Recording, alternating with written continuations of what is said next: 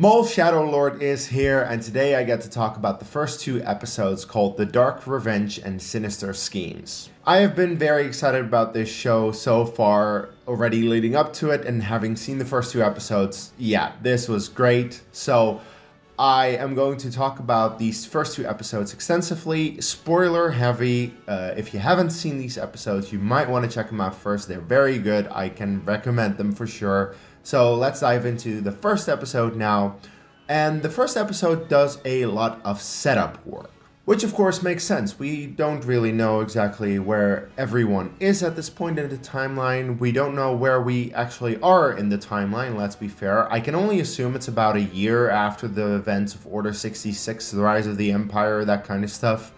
And we see that Maul and his team are stealing some credits because they want to get at some kind of crime lord. Now, this shows that Maul isn't the crime lord that we know him to be in Solo just yet.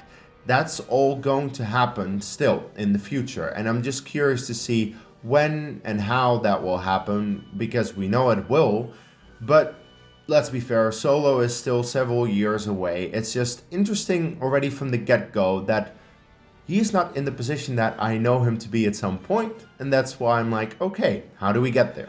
This first episode does a very good job, I think, at setting up the main players, the main characters of this show, like who is everyone? Because we know Maul, we know his team as well.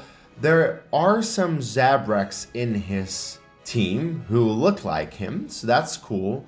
But also we get introduced to this police captain, we get introduced to this young Jedi who apparently survived Order 66, so how is she here? And a hooded figure who's with her, who also has the Force. So like, who is he and how did he survive? So we get an idea of who the main characters and the players are, but there are still a lot of questions that I have about all of them, but that's good because of course, you want a bit of a hook. You want to keep watching and figure out who everyone is. So I do think in that regard, the first episode does a good job at setting up everything. But let's talk for a moment about the awesome aspects of this show. Why I already like it, besides, of course, the setup and the characters that we get introduced to, because the animation, first of all, looks absolutely beautiful. It's a bit different from the Clone Wars, the Bad Batch, and Rebels, but I do think it's still a similar style.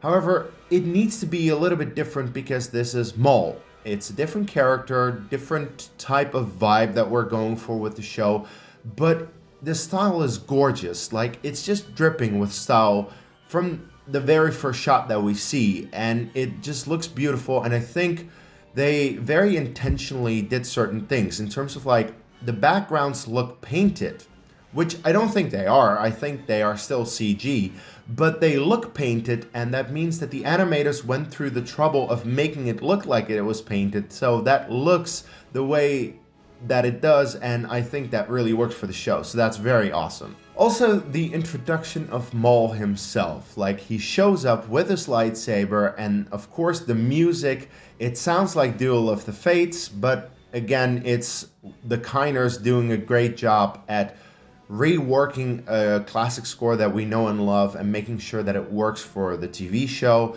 The Kiners are once again back to score this, and they have done a great job in the past with animated shows, so I'm glad that they are back to do it once again. Like, all throughout the first couple of episodes, you hear their score, and I'm like, yeah, this feels familiar, this feels exactly how it should, so I'm just happy to hear that again. And, well, I'm just happy to hear Maul again, to hear the voice of Sam Witwer, who has voiced him for a very long time, let's be fair, and he's born to play this role. And I'm just glad to see another project where he voices the character, because I'm like, it just makes sense, and I'm happy to hear that. It feels like we're back to where we were with, the Clone Wars, Rebels, all that kind of stuff. I'm so happy to see this back. So the heist at the beginning of the first episode is just a hint at what Maul is really playing at. He is apparently going to go for Deemis, this crime lord. Well, Deemis is in league with another crime lord called Vario. Vario actually kills Deemis, so Deemis is out of the equation very quickly, but Vario is the one that Maul is then after, because Vario gets into police custody and Maul's like, okay, I'm just gonna break into the police station and get you out of there. So he gets Vario, but in the opposite cell, you have the Jedi.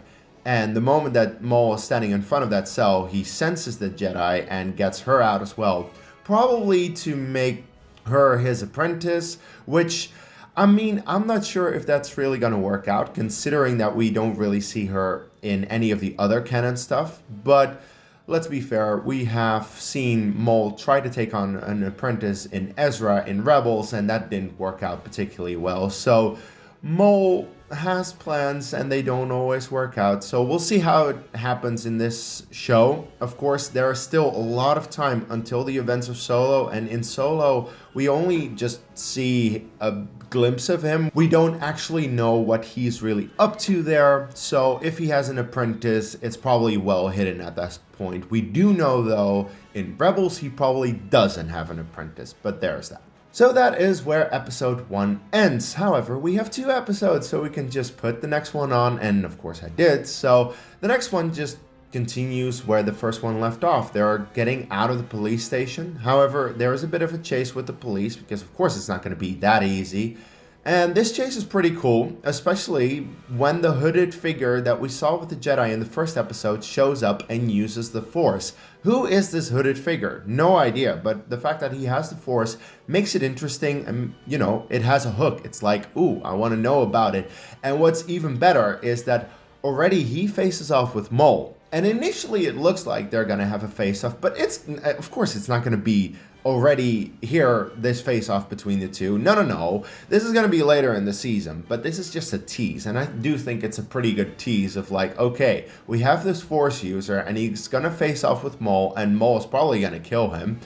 But it's a good hook for later in the seasons. Like, okay, who is this? What is going to happen there?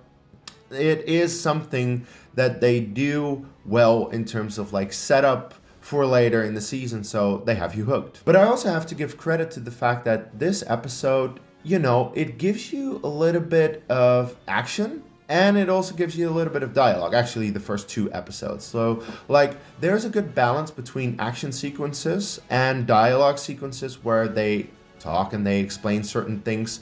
I don't think it's over-explainy, though, so that's good, because you don't want to have it over-explained like certain Star Wars projects can definitely do.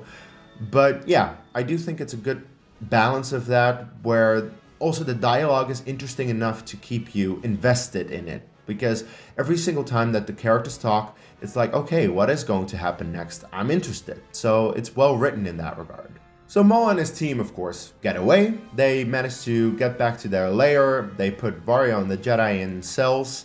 And Vario has some information on some Pykes. This again leads to an action sequence with the Pykes, where they get the Pykes and they intercept them. So that all works out, that's cool.